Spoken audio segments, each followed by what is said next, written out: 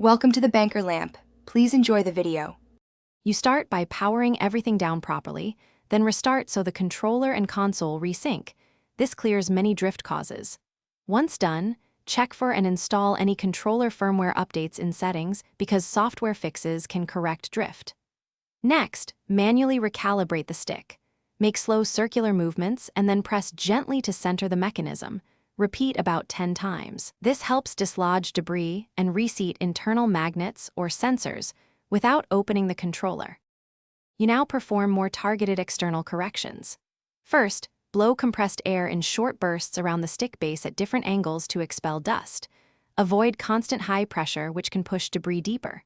Once done, lightly moisten a cotton swab with 70% isopropyl and clean the stick collar. Wipe gently and avoid pooling liquid. Finally, adjust the in-game or console dead zone and sensitivity settings to compensate for minor persistent drift. This reduces unwanted movement while preserving responsiveness.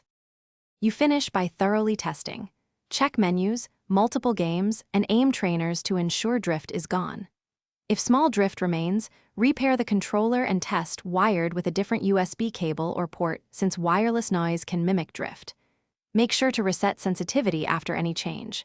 If the problem persists despite these steps, it's likely a hardware fault. Contact Microsoft support or a professional repair service. Because further fixes require opening or board-level work, you shouldn't attempt at home.